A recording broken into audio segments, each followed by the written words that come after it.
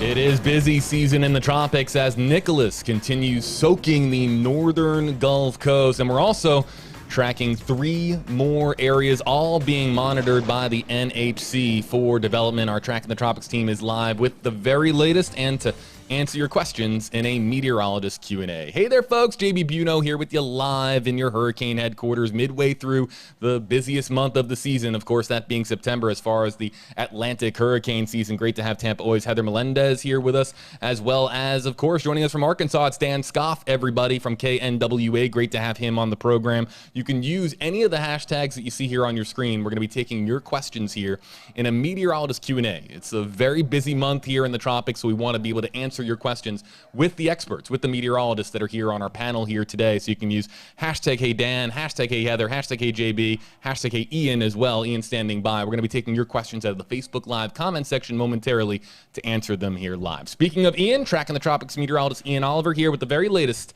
here on this mid-September edition, Ian, of Tracking the Tropics. JB, good afternoon. Yeah, we're 5 days past the official peak of hurricane season, and that means we're not close to being done just yet. You look behind me, you see a couple disturbances that we're watching to my left and a couple to my right.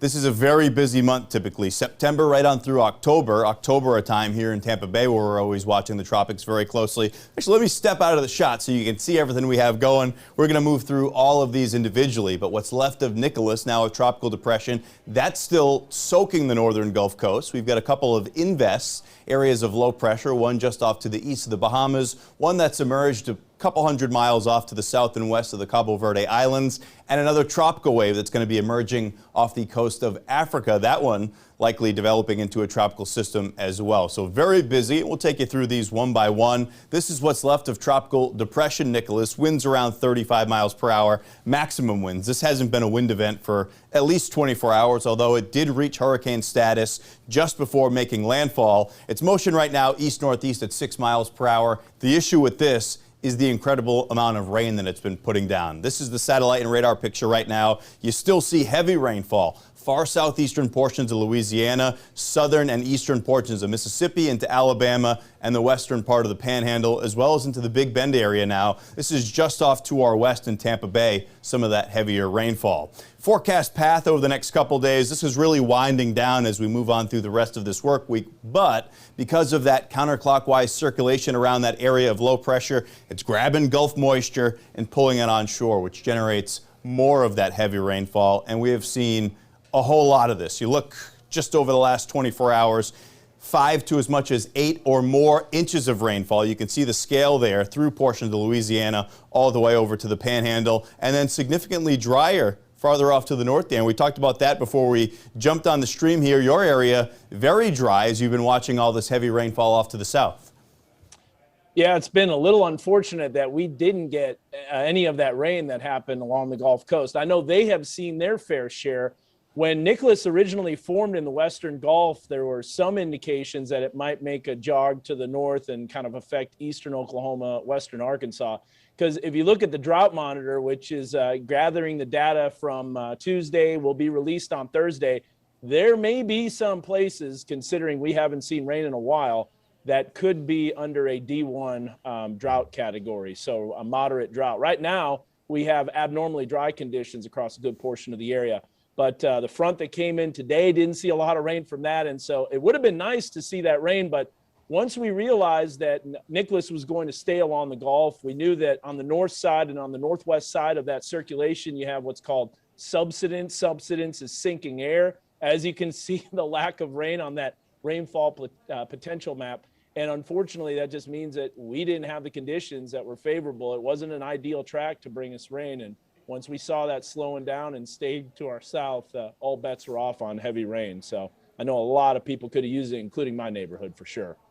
Yeah, Dan told me he's been getting heckled in his neighborhood. This can be a thankless job sometimes, meteorology. It's rough. Hopefully we can get some rainfall up Dan's way. This is the other areas that we're watching in the tropics right now. We've got Invest 96L. This is essentially moving between the east coast of the United States and Bermuda. That's got a 70% chance of developing over the next 5 days. An area of low pressure that's developed a couple hundred miles off to the south and west of the Cabo Verde Islands. That too is a very high likelihood of becoming a tropical system, 90% over the next 5 days. And there's another tropical wave that's going to be emerging off the west coast of Africa. That one's got about a 20% chance of developing over the next 5 days. So these are the forecast models with Invest 95L, and that's going to be drifting farther off to the north from there. You see off the east coast of the United States between Bermuda. Thankfully, all those forecast models taking it well offshore. Could kick up some surf, but not expecting this to be a landfalling storm on the east coast for a couple reasons. We've got this area of high pressure off to the east. You got the clockwise flow around that, and also a frontal system that's approaching the west coast that'll help keep this system offshore, thankfully. So although that may develop into a named storm, we're not expecting big impacts with that one. Other system that we're watching as it drifts across the Atlantic, eventually likely making a turn to the north. We'll be watching this as it gets a bit closer to the Lesser Antilles. This is still way out there, again, just a couple hundred miles south and west of the Cabo Verde Islands, which means it's still got a few thousand-mile trek across the Atlantic that it needs to make, but we'll be watching that very closely. Of course, this is where we expect tropical development in the month of September. This is typically a very busy month, the busiest month, because we've got such warm water in the Atlantic basin. So we're watching the Gulf, we're watching the northeastern Caribbean, and we're watching a good portion of the tropical Atlantic for those very warm sea surface temperatures.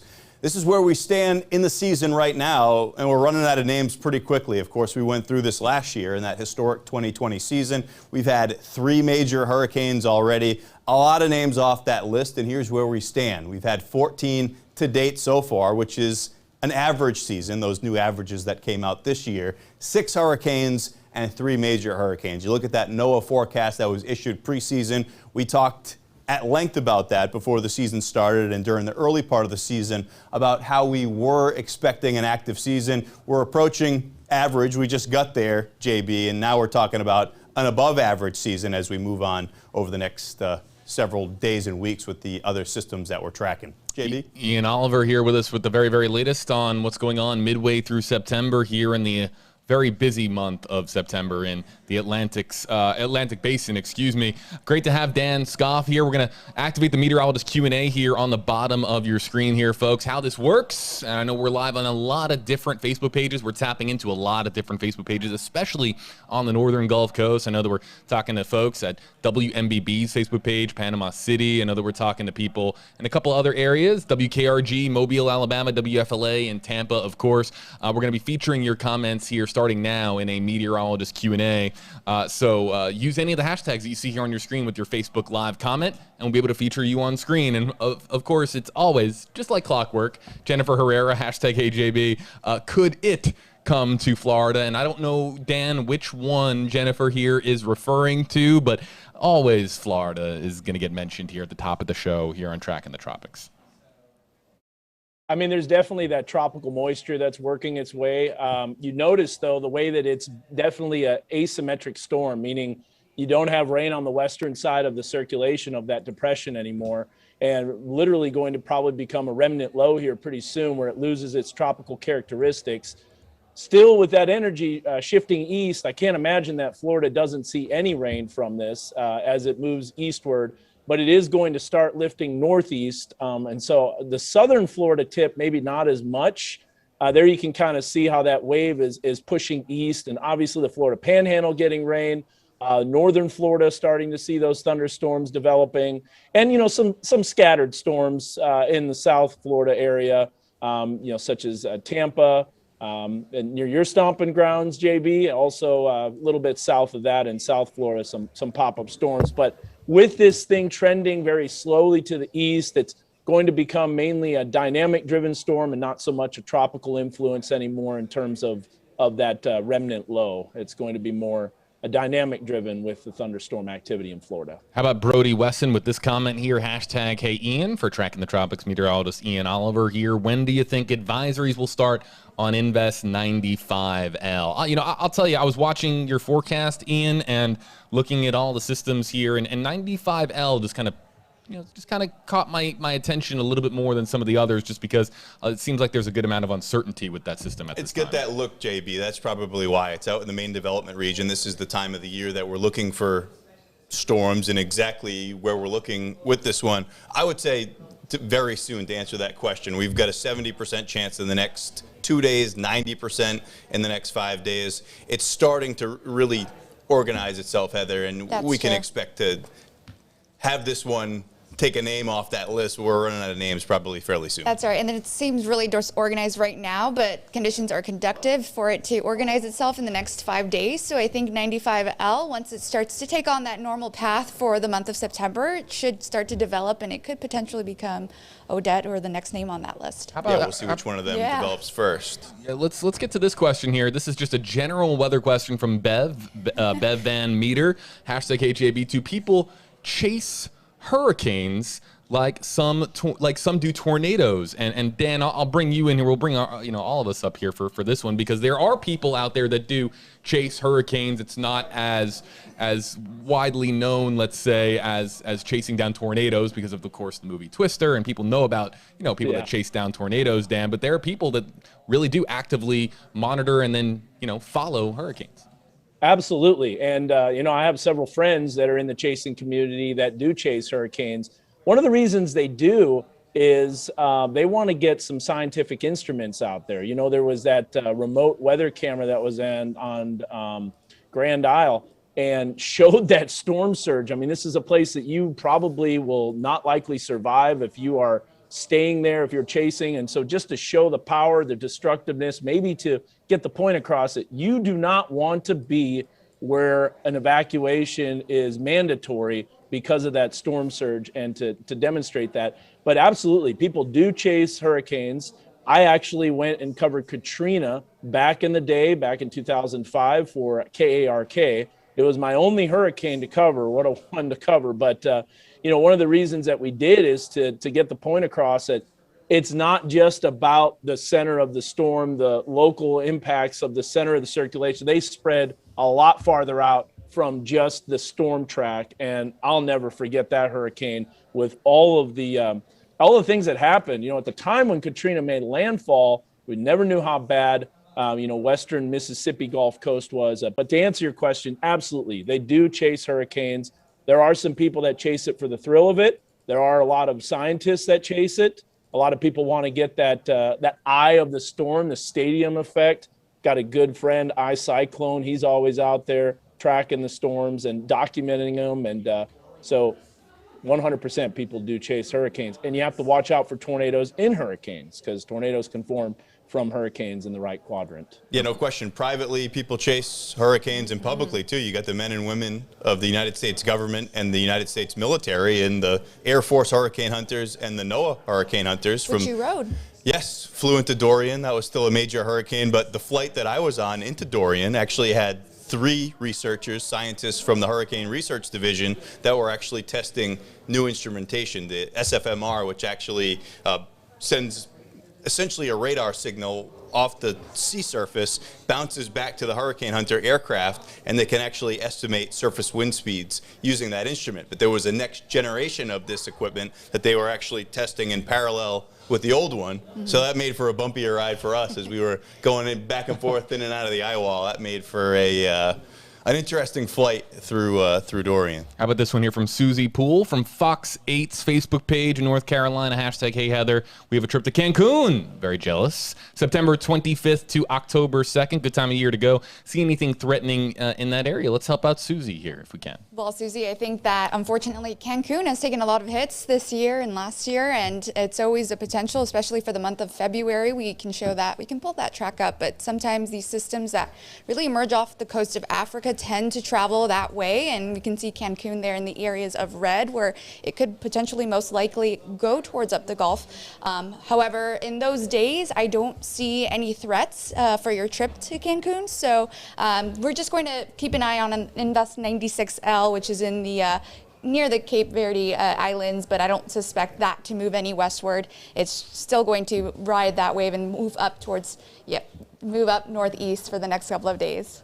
Jennifer Davis from WKRG's Facebook page, hashtag Hey Dan, will we see tornadoes in Pensacola with Nicholas? Of course, Nicholas now a tropical depression, but a question coming in here, Dan, for you from Jennifer on the Florida Panhandle.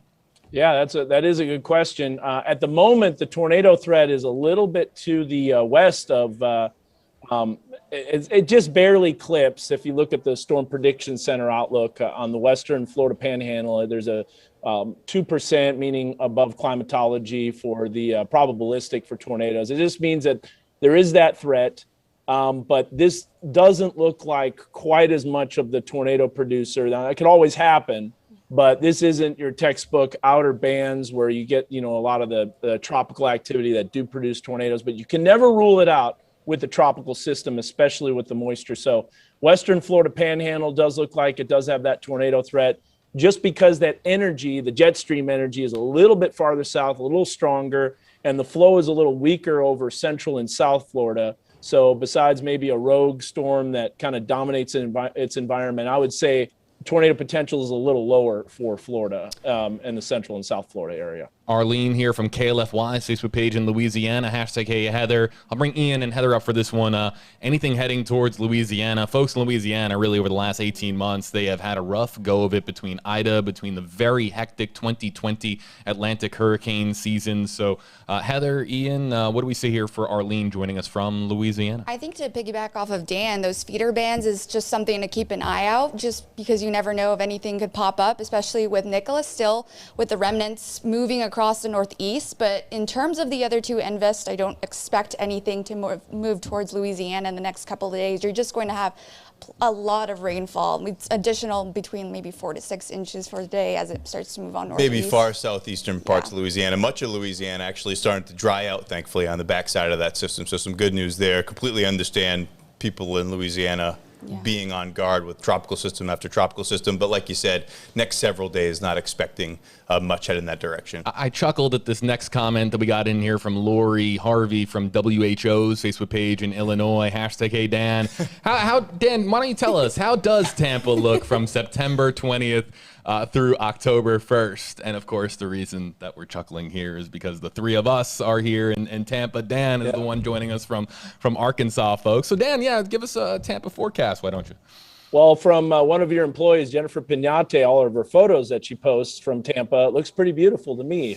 Palm trees, a beach, sunshine. I mean, there are going to be thunderstorms, obviously, but that is a little bit beyond the scope of the long-range forecast. And to be honest with you, since I'm focused on my area and I'm jealous of y'all in Tampa, I haven't looked at much in terms of what do we help Dan out here as far as Tampa weather? We're looking great. I mean, in terms of rainfall, it's going to start to decrease tremendously as we head into October. Expect those summertime thunderstorms, but I mean, we're back with that easterly flow. We're going to have plenty of sunshine, see those peeking through those palm trees in the morning side, and then by the late afternoon, we have that humidity and just enough to kind of conduct those evening thunderstorms here. Yeah, no stranger to evening thunderstorms here in the Tampa Bay area. The last question that we're going to take, or really comment that we're going to take here in our meteorologist Q&A, I guess the word's out. Brody Wesson here, hashtag Hey Ian.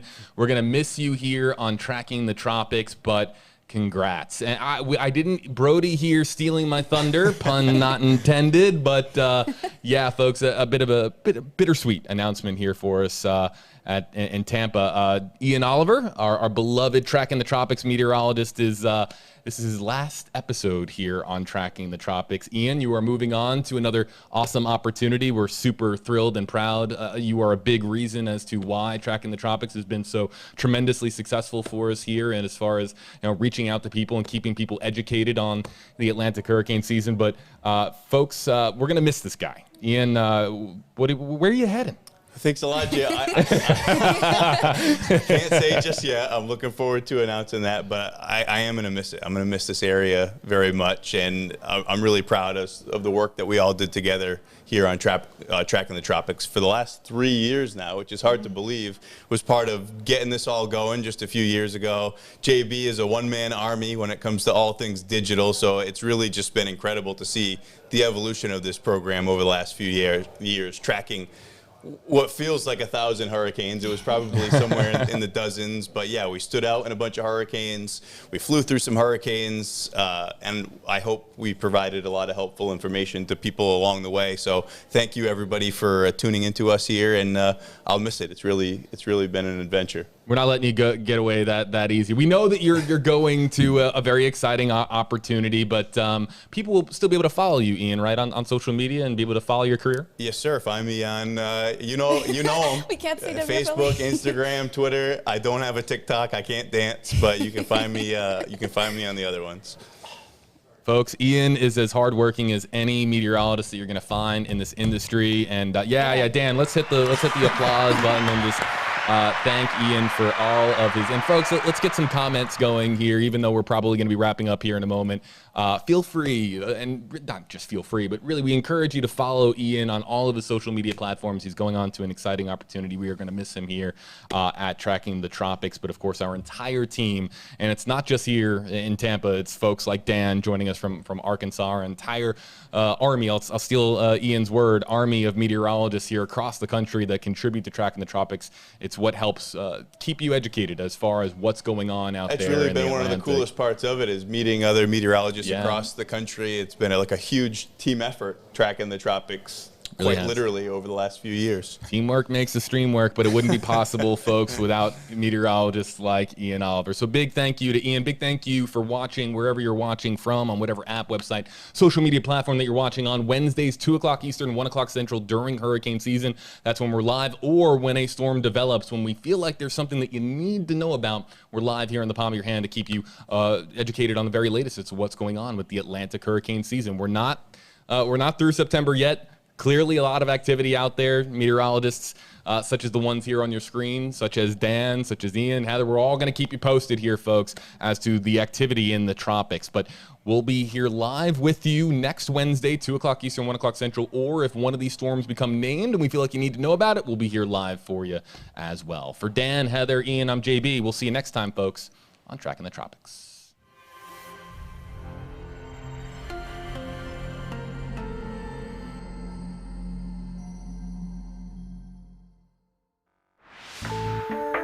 Thank you for watching Tracking the Tropics.